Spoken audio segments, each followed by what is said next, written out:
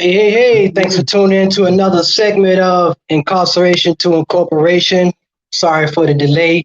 I know we come on every Friday from 6 to 7. As you can see, we kind of late today, but thanks for tuning in, even though. My brother, Julius Hall, how you doing today? I'm good, my brother. What's up with you? Hey man, we got a good show, man. Again, man, thanks everybody for tuning in. This is another segment of Incarceration to Incorporation. I'm AB. I'm the founder and the CEO. What we do at Incarceration to Incorporation, I like to tell everybody what we do before the show start. We got a list of topics we want to talk about today, but what we do at Incarceration to Incorporation is we help those that have gone through the prison pathway transition back into society, whether it's through entrepreneurship or if you're just out here wanting to do stuff positive in the community. What we also do as an extended part of it is we help those entrepreneurs match them up with potential investors, whether it's through startup companies or if you are already a company looking to expand, we match you with the proper investors that willing to invest in you. I know it's hard coming home from prison and we have a hard time getting a job, but a lot of times those inmates or those fellas they come home with the entrepreneurship mindset. So what we do, we help them help them transition back into society, and plus we match them with the best investor that we see fit to help them expand or into look into their businesses and make them grow. So that's what we do over there in Incarceration to Incorporation. I'm gonna plug this in. Make sure y'all go over to the Facebook page and follow it and like us over there so you can get more information on it. We're gonna talk more about that in later shows as well as on this show. But my brother Julius Hall, we have a lot to talk about, man. It's a lot of stuff going on out here in this world. You know what I mean? And hey, man, we gonna jump right into it. But Julius Hall, he is my co-host. He's the one responsible for putting this platform together. He is the founder and the CEO of All Things Relevant Media, like I said, which is responsible for me putting this platform together and bringing my platform over there to what they over there doing. Good things, man, good positive things over there at All Things Relevant Media, All Things Relevant Consultant. I'm gonna let him Yeah. tell what it is that he over there doing and what all the big plans that they got going on over there. My brother, What's up, my brother? hey, it's another Friday, man. It's another segment, man. We got a lot to talk about. Yeah, we here. Thank God we here. Hey, man, let everybody know who you are, man, and what you got going on over there, All Things Relevant Media, before we jump to all these juicy topics. I'm Julius Hall. I'm CEO at All Things Relevant Media, and you can catch us on Facebook on this channel, All Things Relevant Media. You also can see us on YouTube at ATR Black Media Network, and what we do here, what we're creating here is a Black Media Network. That's what we're doing. We have hopefully before the end of February, we'll have 20 shows on. That'll be anything from sports, politics, comedy, religion, history, fashion. We have a youth-oriented show starts tomorrow called Let's Talk About It. So y'all tune in at 1 o'clock tomorrow, right after the Watchdogs. The Watchdogs come on at 12, and then that show with some fantastic young women that'll be talking youth issues. So tune in and get all your news here. We're going to give it to you just like it's supposed to be given to you, straight off the muscle, uncut and raw. And you can decide whether it's the truth or not. We're not going to splice it up like most of the news stations do. We're going to give it to you like you're supposed to have it. That's what's up. That's what's up. That's everything that's going on over there at All Things Relevant Black Media. So y'all make sure y'all tell everybody to share, tell everybody to follow it over there on the Facebook page. Tell everybody to share. We want this to be a big network, man. We know there's a few other black networks out there, but we want this network to be just like them or bigger. So make sure y'all tell your family and friends make sure you share it, man, and make sure y'all follow it and like it on the Facebook page. Hey, man, let's get right into it, man. Okay. First topic is Hey, man. unfair and unequal justice. Unfair and unequal justice. What the hell is going on in this country? The same thing that's been going on all throughout the years, man. It ain't changed. It ain't changed a bit. It don't seem like it because they got I mean, you know, and one great example. I'm gonna give you two. First, there was a guy in Arkansas. He was the one on TV crying and talking, acting a fool first. But when they got him with the crying, he went back home, and he was the one in the airport telling me he loved everybody, and they're trying to ruin his life. He get to Arkansas, and then they arrested him, take him to court, and he wants to get out on bond, and the judge let him out on bond. But before he could make bond, the judge in Atlanta, the federal judge in Atlanta, sent the marshals there to pick him up and bring him to Washington. So that's one example. The courts was letting him go on bond when he done went up there and damn near killed somebody. Hey, that's unheard of. Yeah. Hey, that's unheard of in the community that we live in. And then the second example, AB, just yesterday, the girl that stole Nancy Pelosi's computer. She stole Nancy Pelosi's computer out of office, her laptop out of office. She told all the people that she's trying to get in touch with the Russians to sell the laptop so they can get all the secret information and stuff off it. They get this girl home confinement with her mom. Home confinement. She's 22 years old. She's a grown-up. She knows what the hell she do. They nailed us at 16 for stuff. It was an officer that got killed in that. Yeah. What's going on? That's home confinement, man. We already know, man. We talk this thing, man, all day long, every day. We already see what's going on, but they act like they refuse to acknowledge the unfairness and the injustice, man, that's been going on in our world, man, and it's crazy.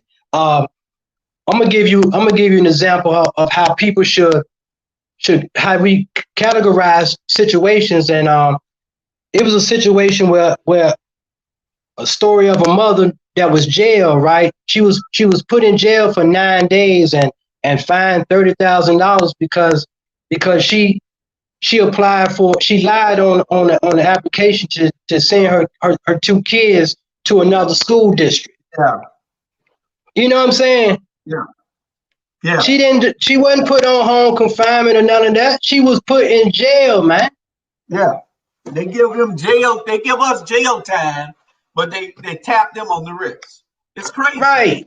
Man, if people can't understand what's going on with this situation, man, I'm not getting that. I'm not getting that. It's crazy. I don't get it either. I'm trying to figure it all out. You know, home confinement, ain't no way nobody in there should have got home confinement. Nah, nobody. And a cash bond or some kind of bond to deal with. They all should have. That don't make no sense, man. I'm telling you, it is unequal and unfair. Hey, look, I'm gonna give you one more example, right? Because I did a little research, and I had followed it when it happened years ago or whatever. But it was I don't know if you remember, her name is Tanya McDowell. She was sentenced to 12 years for sending her 6-year-old son to a better school district. Guess what her sentence was? Guess what her sentence was, though? What? She was convicted of first-degree larceny of stealing an education. 12 years. How you steal an education? Because she lied because of her school district. She wasn't staying in the same school district, so she lied on the application. So they call that she stole the education. So they want, and the other girl, they want that $30,000 she got fined $30,000. So that $30,000 got to go to that school district. That's crazy, man. But this girl here went into the Capitol, federal offense, stole a laptop, talking about she gonna sell it to our enemies, so to speak. You know what I'm saying? All of it. Come on, man. Man, this is crazy, man. It's crazy, man. It's crazy, and they wonder, you know, when we were up there, they made 14,000 arrests for Black Lives Matter during the protest for Black Lives Matter. 14,000. They made a little over 140 now. A little over 140 arrests they made, compared to 14,000 for Black Lives Matter. It's crazy. It's crazy. And that was just because they was there. Those people wasn't, you know what I'm saying, doing no rioting or nothing. They were just there doing a legal protest. And from what my understanding, from what I was hearing, is that a lot of the police officers and the task force or whatever, all of those people was provoking those Black Lives Matter protesters. Those police officers was provoking them. They went there to specifically to make them act up. You're right. They did, because remember that it was in Atlanta, and they had Black Lives Matter protest in Atlanta, and this girl burned down the Wendy's. She threw the brick through it, then she came back and threw some kind of fire product into the window, and the Wendy's caught on fire and burned down. And they tried to blame it on Black Votes Matter, but they were trying. One of the girls taped and say, "Hey, she's not with us. We are." Right. Exactly. Yeah. Exactly. Yeah. Exactly. It's crazy. It's crazy, man. It's crazy, man. I'm talking about really crazy. You got to talk about 5 deaths happened, AB. 5 people died there. 5 people died there. And you're going to give this girl home confinement. Nobody should have home confinement. Does the Constitution they should be apply to me and you the same way it applies to them? Not at all. It should be applied. They make us post bond for DUI. Yeah. What the hell is going on? For DUI. Man, this don't make no sense. I can't figure it out. I really can't. I don't know what the deal is, but we need a new Black agenda for America. America needs a new Black agenda because we're not being treated fairly, equally. The Constitution does not apply to everybody the same. It's one for Black America, colored America, Black and brown America, and it's one for white America. And you know, and I tell people, and I'm gonna say this a lot on my on all the platforms that I'm on. You know, we're creating a Black media network here so that we can give the news the way that we feel like the news should be represented and disseminated to the people, especially to our communities. We are just as mad with the Black devil as we are with the white devil. If it's a Black person that's a detriment to our community, then we are just as mad with him. I ain't gonna say that word I want to say. Mad with that person. So you get equal treatment here. You know, we just happen to wake up every morning when we look in the mirror, we are Black. And it's a lot of things that we don't get. Just like you see now, the conversations we're having, it's not equal. So we must talk about this. Right. So don't get on us about, oh, that's a racist station. No, it's not racist. Look on my Facebook pages and click on any of the white males on there and call them and ask them about me. They'll tell you they're my brother. That's what they'll tell you. They're my brother. So click on any of them on there. Those are my brothers. But don't think that I'm not going to call anybody out who's a detriment to my community. I when I wake up in the morning, I know that I look in the mirror and I'm Black. I got mirrors in my house. Hey, I've been through situations where I've been talking about racism in America, right? and like the racism that I've been through, do you know that us as a black and brown people, if as much as we scream racism, do you understand how they try to flip that thing and say that we being racism for we being racist for saying we being treated as racist, for saying we being racist for saying we being treated badly through the whole racist system. You see how they try to flip that over on us? They flip it every time. How can we be racist? Yeah. I always ask people, how can we be racist? We don't have nothing to be racist about. we don't have the authority to be racist. Yeah, you got to have power to be racist. You got to have power.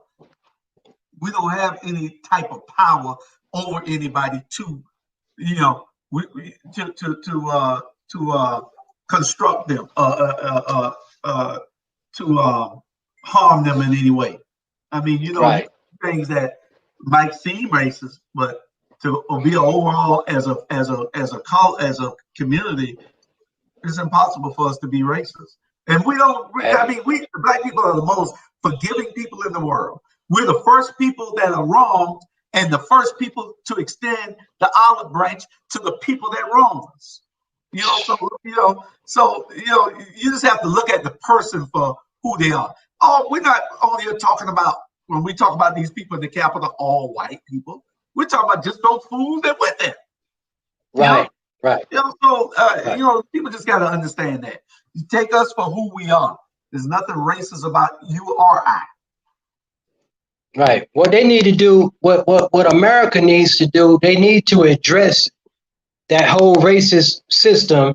Once they address it, that's when we'll begin to start shaping and molding a whole new system.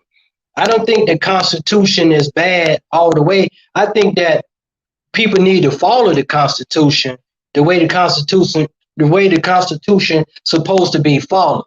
You know what I mean? And then once the people address the racist issues that we got in America, then we go looking forward and try to come up with a solution where we can see everybody as being equal instead of us, you know what I'm saying, playing the back burner. The black and brown people always been playing the back burner forever, even though we were some of the first ones who created a lot of the things that the white folks done put their names on.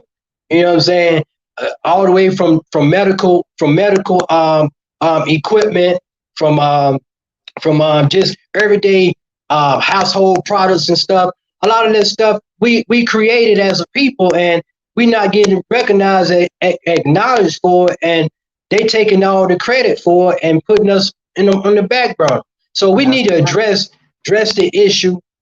We need President Biden and Vice President Harris to come up with a black agenda that will put us out in the forefront and say, we need somebody to stick up and say, you know what?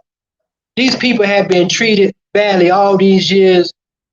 It's time for us to acknowledge that, and time for us to do something about that without those white folks saying, well, what about us?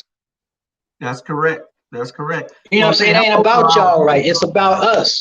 It's been about y'all for thousands of years. It ain't about y'all no more. Forever. That's correct. I want to say hello to April Kelly. We want to say, hey, Mona Lisa Monroe.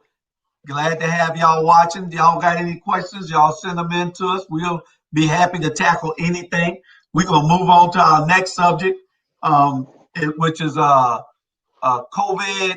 I think it's COVID-19 in the prison system. You know, this show is about us helping guys transition, women and men transition back into society. So we try to touch on these subjects, but sometimes we have to get into subjects that, and everything that we do on this show, it applies to everybody coming home too, because they're free now. They're back re-entering society, and they need to be informed also. So everything we touch, we try to touch some of everything so that they can be informed. But our next topic is COVID-19 in the prison system. We've been seeing a lot of videos lately, AB, of these guys sending You know, they got illegal cell phones, but it's good that they have them because they're showing us that there are people in there suffering. They're letting people die. I saw a video the other day where they just letting them die. One guy in another cell over Holland, he's so sick he can't hardly breathe, and they just letting them die. I guess the guard's scared to come and get them because they feel like the person will give it to them. But where you think those people got it from? That was my question. I was going to ask. They're also scared to get it. Okay, well, how did it get in there? One of y'all gave it to them. Exactly. The officer gave it to them. You know, and the guards giving the virus to the inmates giving it to other inmates, and that's how it's spreading around. That's how it's spreading. They're not free to be out here to go get it unless somebody's spraying it through the air ducts or something and giving it to the inmates in prison trying to get them. Right. You know, right. We put nothing past this government now. You know, the greatest government on the face of the earth, but it's the most treacherous, diabolical government also. You know, we can't. You're right. Yeah, we can't put that past them. Yeah, man. Right. So now you got to question yourself or question the authority, right, as far as the officers and stuff. How are they getting tested? We need to know what is the procedure, the proper procedure of them getting tested, like upon coming into work for that day. Are they getting tested the same way that you have to get tested? I know, like when you go into the courthouse, before you go in the courthouse, they do the forehead scanning of tests or whatever. They do the ear testing and all that stuff like that. Do that work? I don't think so. I think that this virus has transformed into something else now, and they say that it is different variants of this virus is now says more contagious, but it's less deadly. That's what they're saying. I don't believe that. I don't believe that. 1,000 people dying a day now from COVID. Now, it could be that the hospitals are inflating these numbers because they get $40,000 per death. So the hospitals might be inflating these numbers a little bit, but we're not going to go with that. We're going to go with if 4,000 people a day dying. Remember, New York had 600 some people dying per day when it first started up in New York. But it's 4,000 people dying per day now. That's crazy. Yeah. From COVID, you know. Yeah, right. COVID-19, which has taken over the flu. Yeah. You know what I'm saying? Like there's you can't even go to the doctor anymore and what would normally be a flu symptom, they don't mark that out. Ain't no more flu. Yeah. Okay. Come on. Yeah. No, man, this here is conspiracy. This here don't make no sense to me, man. This don't make no sense to me, man. And that temperature ain't no more chicken pox. Ain't no more chicken pox. Ain't no more flu. Ain't no more. Is AIDS still around? Is HIV still around? No more. AIDS is the backdrop to the back. You know, you don't hear about AIDS no more. The temperature check does not work, I don't think, because people are walking around every day. How about that super spreader they had at the White House? They checked everybody's temperature who went in there, and 12 people still got it. Even Donald Trump.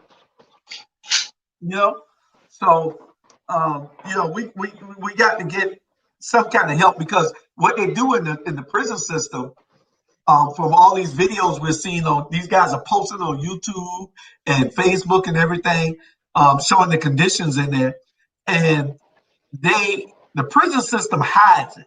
They can hide it because they can't, and that's what they do. They hide it. It's crazy. I have I'm gonna talk to. I got a few family members that recently came home from prison. Hopefully I get a chance. If it's God's will, I'm gonna get a chance to talk to them, and hopefully on the next Friday, I have some information on that. Their situation dealing with the COVID-19 in the prison systems in the prison where they was at. I know they was two of them was in Philadelphia, one was in New Jersey, and I think one somewhere out there on the West Coast.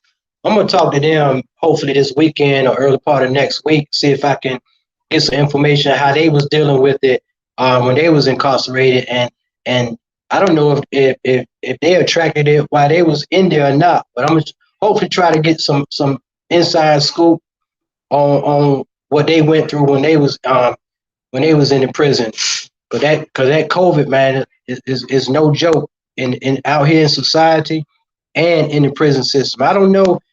Did you say the totals, or do you know the totals of inmates? The ratio of the inmates and officers in the prison system that had died from COVID-19 so far? No, Keith Richardson will be on the show next week.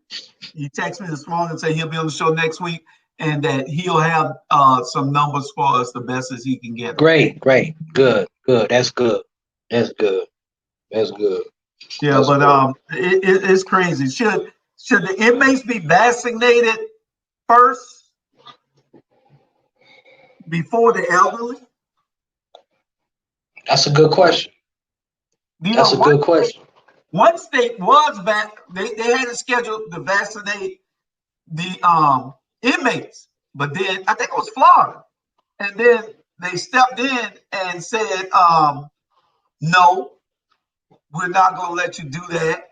We're going to vaccinate the elderly in the nursing homes first. But Florida, I believe it was Florida. They were going to do theirs first. Florida, New Orleans, somewhere where it was getting out of control. They were going to vaccinate the inmates first, but they stopped. So that's a tricky question. They say that the inmates have life to live, even though they're doing time. That the elderly have lived a life for a long time, most of them 80, 90 years old, and that they're willing to let them go. So it's a thin line when you talk about it. Yeah, that's a thin line because for one, you can't tell how long an elderly person gonna live. That elderly person that you putting before that inmate, or that inmate you putting before that elderly person, suppose that elderly person 75, they might live to be 105. You never know. Yeah. You know what I mean? So, but that's if they choose to take the vaccine. You know what I'm saying? Hey, my thing is the vaccine should be for only the ones who want to take the vaccine. Right. You know what I mean? It shouldn't be mandatory. It shouldn't be forced on nobody. It shouldn't be scare tactic to say we got more variants of the COVID now. It's stronger than ever, so you must take the vaccine. Nah, I am not going for that. I'm not going for that scare tactic where you trying to tell me there's a stronger strain now. You know what I'm saying? It's more potent now. So you need to reconsider taking this vaccine. I ain't going for that. Yeah. You know what I'm gonna take? You know what I'm gonna keep taking? I'm gonna keep taking the juices. I'm gonna keep taking the lemons, oranges, all the citrus. I'm gonna keep doing what I've been doing. I haven't been to a doctor for no type of cold since I was a kid because of the way I eat, the things that I put in my body, the things that I drink, the things that I eat, and the exercises that I do. That's all I need. I'm gonna tell them people that's all I need. I'm not about to go break the process that I've been doing all these years to go do something that you want me to do because of a scheme that you got going on. I'm not doing that vaccine. Y'all can do it. Let me know, Julius. Hey, you do it, and then you know what I'm saying. Let me know so I can do a countdown of 2 weeks, 3 weeks, or a month, and start seeing how you react. I'm not taking anything. I don't even take the flu shot. I took the flu shot about 17, 18 years ago. It made me sick, and I've never taken it again. And I've been just fine. I haven't taken it in 17 years. Right. Hey, we got the next topic. The next thing is, you think the inmates should get stimulus checks? Yeah, I think they should. Because you're coming home and you don't want these guys to go back into prison. What you want is a way for them to stay out. I think that the government, it should have been somewhere where they saying, okay, if you're released and you didn't file the taxes in the last 2 years, and you've been in there the last 2 years, but you have a history of working and file taxes, that you should be able to get some type of help, because that'll stop you from going to rob that store. That'll stop you from, that just shows somebody cared, What about the ones that I don't think that they able to work like they normally work in the prison system? So they're not getting paid like they normally get paid. So where are they gonna get the money from to buy the necessary stuff that they need, like commissary and stuff like that? So you think that they need some money also? Not the ones that's getting ready to come home. I'm talking about the ones that's gonna be in there for a while and don't have finances to help them along the way. That's a good question, because being that we're in this pandemic, everybody's not working like they should be working. A lot of jobs are laying off, so people don't have the disposable income that they used to have. And inmates rely on their families to send them money inside the prison, to put it on their books so they can shop and everything. You're absolutely correct. That's a good question. I wasn't thinking from that point of view. So you can't send that money in prison no more. So like you used to, because one of the people in the house might have been laid off. So yeah, that's a good. It needs to be some type of stimulus for those guys inside also. And I don't care whether it's $150, give it to them, Yeah, because you got to think, we came from the prison system, and, we worked in landscaping jobs, worked in the kitchen, some worked in the library, some worked in the car, the auto and all of that, and the sweatshops and stuff like that. That's where a lot of the inmates was getting their money from, working those type of jobs. Unicorn, you know what I mean? That's where they was getting their money from, on top of whatever money that their family can send to them. But those jobs are not functioning the same way anymore during this pandemic. No, they're not. So these inmates here, man, they don't have, they in there, man, really, really, really struggling to live. The hygiene's got to be messed up in there. Yeah, and one of the questions was,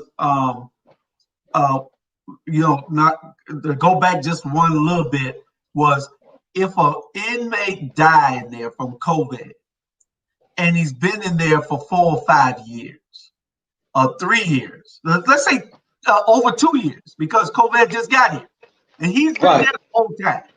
And he wasn't able to go out to bring COVID in. There isn't any visitations or anything because of COVID. So should that person be able, or that family of that person, once that inmate dies, to be able to bring suit against the state for giving them COVID? Hey, here we go again with another good question. That's a good question. Somebody has to be compensated. You know what I'm saying? That family needs to be compensated. I don't know where the responsibility lie at, but I think they need to sue the prison system or whatever, man, and get compensated for that. Yeah, that's my take on that. Yeah, don't have to. That's the only way that they can get compensated. They got to. That's the only way that they can get compensated. Right.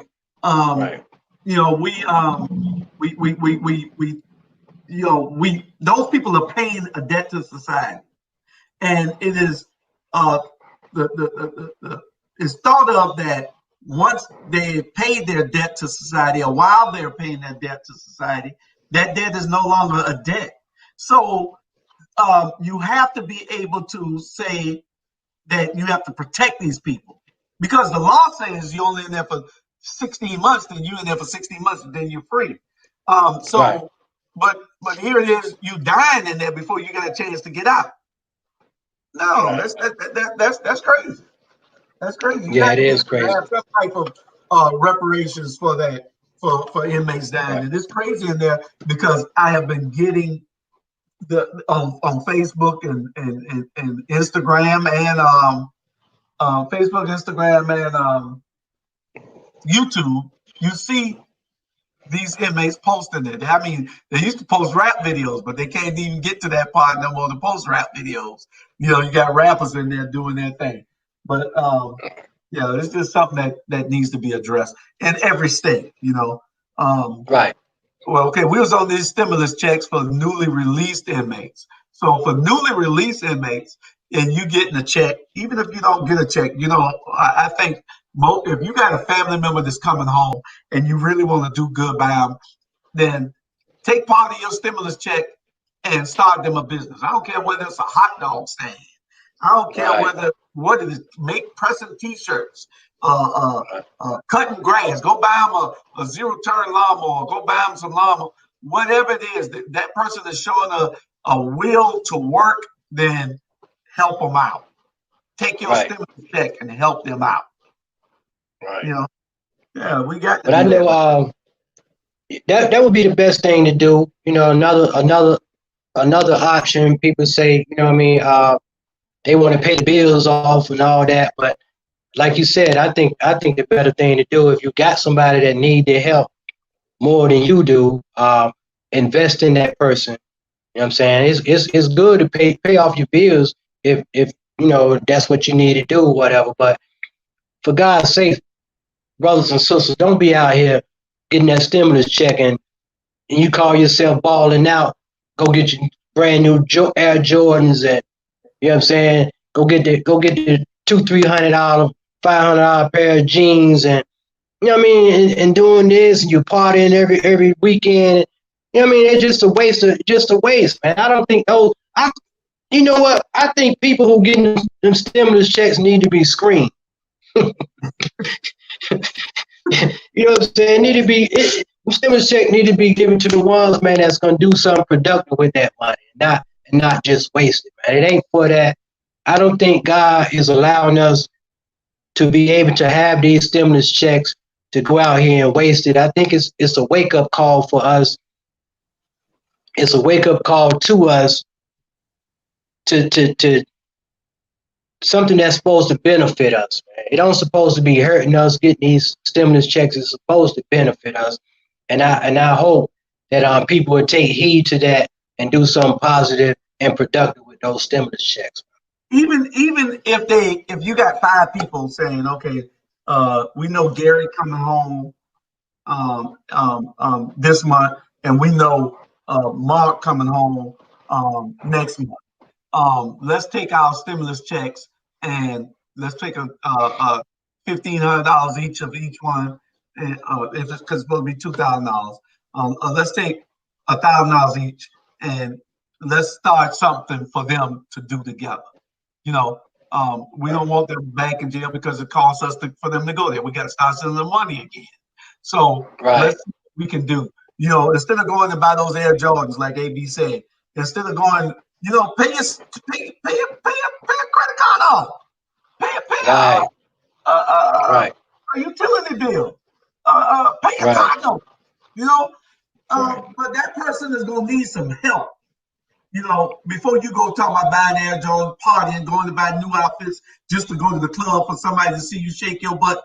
You know, back in our day, that's what we wanted to see. But you know, we older and more mature now, so we don't need to see any of that. But Hey, look. That $2,000 can get gone real quick in the weekend. it sure can, especially when You know you're what I'm saying? Hey, especially when you're in the club ball. Exactly. You got that free money, you balling. Then when you get home, and realize that shit gone. You messed up. Yeah, you ain't paying. You can't blame nobody but yourself, man. The water off, so you can't even wash your butt. That's crazy. That's crazy. But you just had $2,000. All right. Yeah, just what is the church?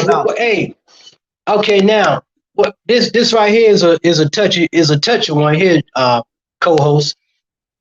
What is the church role when it comes to society, when it comes to what's going on, the resources for this COVID-19? What is the role of the church? I don't know. I don't even know if my producer spelled church right there, did it? You got too many That's C's. good. That's right there. That's right. You right. Hey, the role of the church. You know, the role of the church. That's a good one. That's a good one. That's a No, very good don't one. hold back. Don't get scared. Don't be scared to talk about the church. I don't know. Gabrielle said Julius ain't going nowhere. Going nowhere where? No, I ain't going out in the street. All right, well, look, students now. They're not even giving college students. That's bad too. Mm-hmm. Yeah, good choice to give inmate stimulus. Yeah, that I think that we should. But the role of the church, you want to tackle it first, or do you want me? Because see, the role of the church is supposed to be to help everybody, especially if you go to that church. When the church should have something when they know somebody's coming home. Bring that person in so they can be a productive member of the church. Bring that person in and nurture.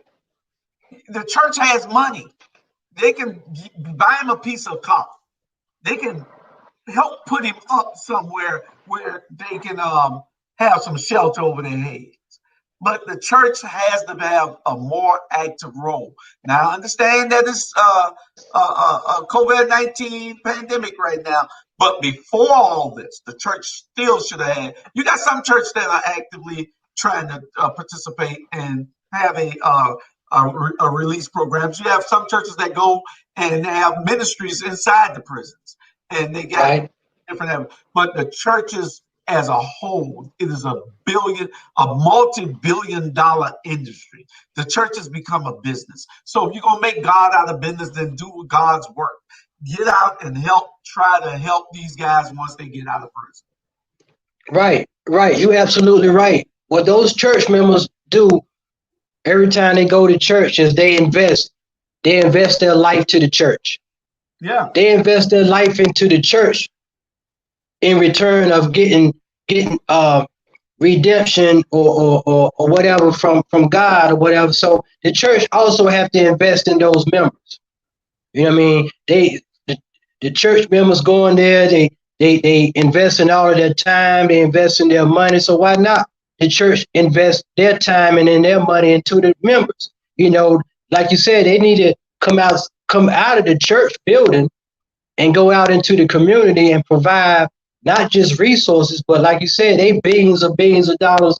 That entity, man, is a huge entity. So they have the funds that go out here and help those that are in need. You know, those that need light bill paid, those that need a house to stay in, those that need transportation. Take some of that money that those church members invested in, and, invested their money in, and give right back to them. That's what it should be about. That's what it should be about. That is absolutely right, because you got money, you got training, you got housing, you got transportation, all these things that the church can do to help. You got souls to the polls every time they get ready to vote. You got what's that other little box that they have over to the side? Sometimes they got the regular collections, they got another they got the building fund. Then they got this one other one. I don't know. I ain't never been to church. Give to, and they fed the hungry and everything on that third one, the benevolent offers or something like that. It's something like that.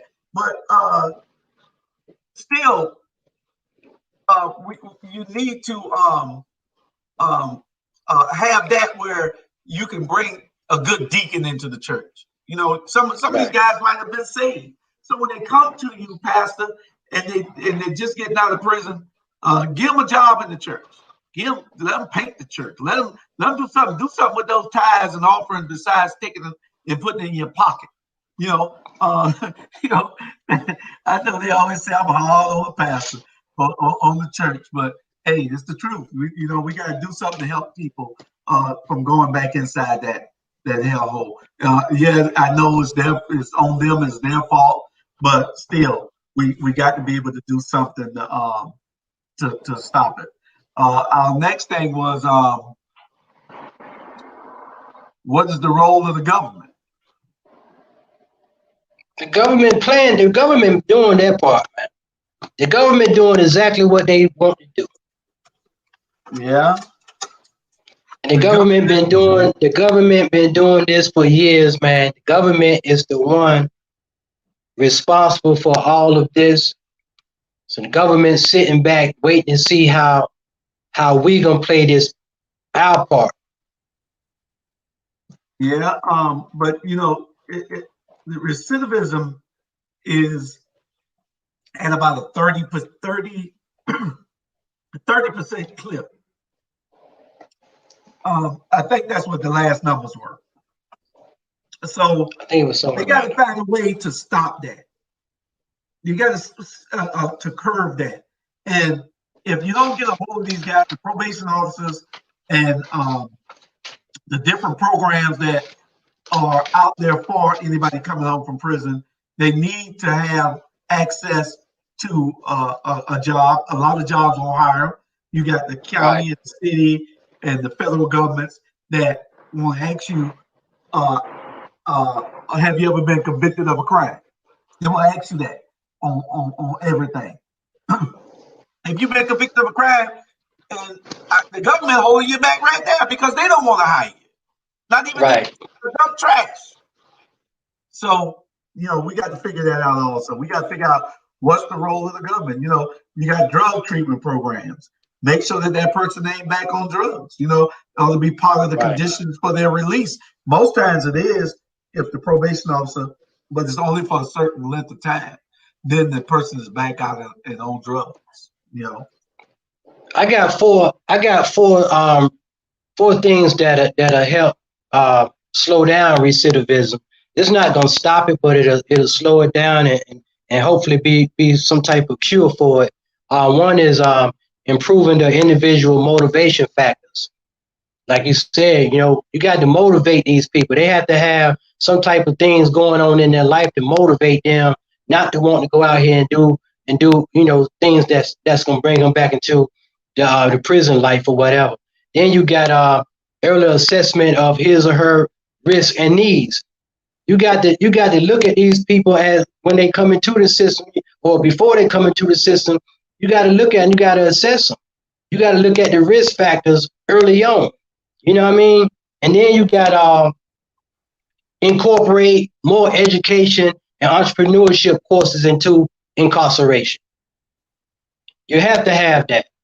You have to have that. And then, like you said, you got to improve the substance abuse treatment. Those are the four most important things that puts people into recidivism or put them into the incarceration. And then, that there's three different types of offenders. You got to break that down. You got to understand the three types of offenders. You got the general offender that just doing a little petty crime out here. You got the violent offenders, and you got the sex offenders. So you got to evaluate all of that and understand their point of view and why they continue to do the things that they do. So I think it should be a lot of mental health programs and stuff to assess these people, man, and a lot of these programs. And once we do that, man, like I said, it won't stop recidivism, but a lot of those programs, man, will slow it down and hopefully be some type of cure for it. That's correct. It'll curb it. You got, once you get home, and what we try to do on this program, we try to tell them what resources they have available to them so they can not have to go rob somebody or take something from somebody. You got the food stamp program, what they can go and participate in. It's a short-term thing, but it helps you to get that food so that you won't have to go and beg nobody or you won't have to go and rob nobody. You got job training agencies out there. You got the temp services. You got one of the best things in the world, and I think is like DoorDash and Uber and Lyft. Yeah, if you got a record and it's been recently, Lyft and Uber probably will kick you off of the platform, but you probably can get on some of these other platforms just to deliver food. They got grocery delivery services. They got all kinds of stuff for you to do. You just got to look out there and say, "Hey, I want to work," instead of going back into the system. I want to be able to work. We got 8 minutes left, and we want to get to our last topic, and that was what is our role? People like me and you, people, we're doing what we're doing. You can go ahead and start on it. You said it a mouthful when we first started. What's our role? Hey, our role is to help these individuals that's coming home from prison, or if the ones that's not in prison, man, just help them understand a better way of doing things, creative thinking and stuff like that'll help them out here in society. And my thing is, the key thing is entrepreneurship. Entrepreneurship is gonna be the next big thing right now in the years to come.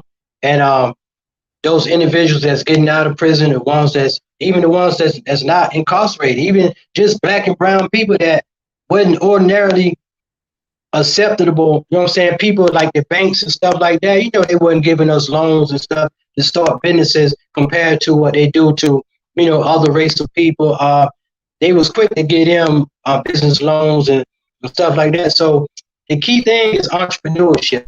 So what we doing, one of our things over here, Incarceration to Incorporation, is we help those ones that are potential entrepreneurs. We help match them with the investors that would jumpstart their business or to help their business grow. So again, my thing is, the key thing is entrepreneurship, Julius.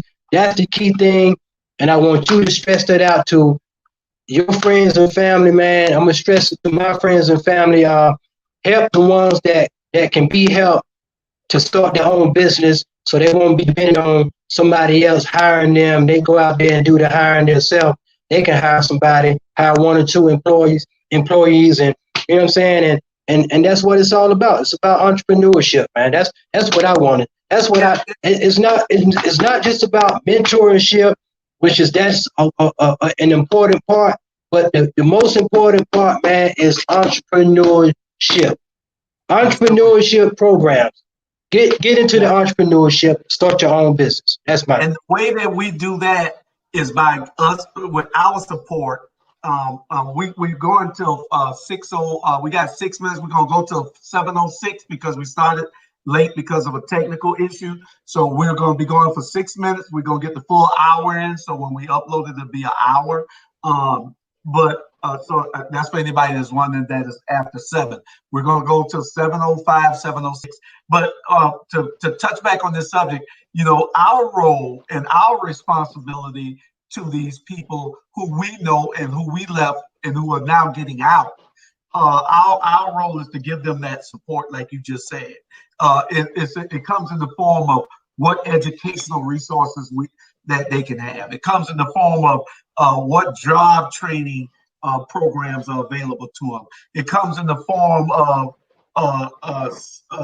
any type of self-employment opportunities, like opening up you a hot dog stand, a hamburger stand, I don't care if it's a shoe stand.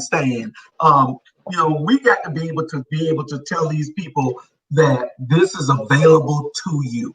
You can do these things, and then we need to see any of the brothers out here that are doing good after they got out. Let's see what kind of support or help that we can get for you in that city that you're in, because we know people all over this country, you and I. We know people in every state. There's no state out, even in Idaho. We got friends in Idaho. So our reach is long. Sometimes those people might not have the resources or can't help them, but we need to still reach out. We might can give them that information. It's about information. It's about health and spiritual guidance. Eating right, living right, getting having a spiritual presence about yourself to know that God brought you out of there. So be thankful for it and to march the right way now. You know, it's about networking opportunities that you and I have for them. You got 2 or 3 businesses. I'm proud of you, brother. You got that clothing business there. You see the tape around his neck, everybody. He has his own business. He make these hats. This is his hats. This is his clothing line. Y'all see, I got it all. I got it all. He got warm-ups, tennis shoes, everything. He does it all. So I'm proud of you, brother, because you thank you, man. Thank you, brother. Thank you. And you got your own other business with the lawn care and all. You know, you're doing what you're supposed to do. So we setting examples. Our role is to set an example for anybody that's coming out so that they can see that there is a chance, that it ain't over yet, and that you can start fresh. Don't worry about what anybody say. You think Julius care about anything that anybody say? They wanted to say Julius, they thought that they could bring up Julius been to prison. Hell, Julius made up a show called Incarceration to Incorporation so you could know I've been to prison. Don't give a damn what you think. Right. I pay me. I hustle. I pay me. So it don't matter what anybody else out there think about Julius. Julius gonna be better than most people out there. You know, and I'm not bragging. I'm just gonna tell you, that's how I hustle every day. Well, let me say this though. I know when I was incarcerated, I had a landscaping job, right? And I used to be at that job saying that when I come home, I ain't never gonna cut no grass unless it's grass in my own house. I'm not working for nobody in no landscape. But let me tell you something, man. I got this clothing store. It's been right now functioning for over a year now, a little over a year. And the reason why it's functioning like it is because I use the funds, the capital. I use the money from that landscaping business. I made the money from that landscaping business, saved that money, and what I did, I got my credit right through that landscaping business. Right. I got my credit right, you know what I'm saying, through getting paid every week. I got a raise through that landscaping company. Now, you know what I'm saying, I'm making more money through that landscaping company to be able to fund the rest of the other businesses that I have. You know what I'm saying? So I used to say to myself that I'm not getting no land, I'm not cutting no more grass, but I got 11 contracts that I do, and they all commercial contracts. They're not residential. I do the lawn care of all tobacco warehouses and other feed warehouses and stuff like that. I'm the only one. I'm a one-man show to that landscaping business that I started. You know what I'm saying? So yeah, to those that's out there listening in, man, that's what it's all about. Yeah, it's about knowing that you got to hustle. If you can sell drugs on the corner for 8-10 hours, you can certainly cut some grass. You can certainly sell a hot dog. You can certainly fix a car if you got those kind of skills. You know, and we have a mentoring program that we're going to be implementing through incarceration to incorporation.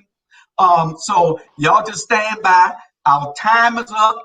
We've been on for that 1 hour. We're sorry about being late. We're sorry about running over 5 minutes, but we had to get all our subjects in. AB, we'll see you next week. We hope to have some other guests on. They were all scheduled. We know Keith Richardson will be here to tell us about COVID in the prison systems. And I think Donna Gilliard will be on next week. So y'all stay tuned to next week, Incarceration to Incorporation. All right, see y'all next Friday from 6 to 7. All right, my brother. Have a good one.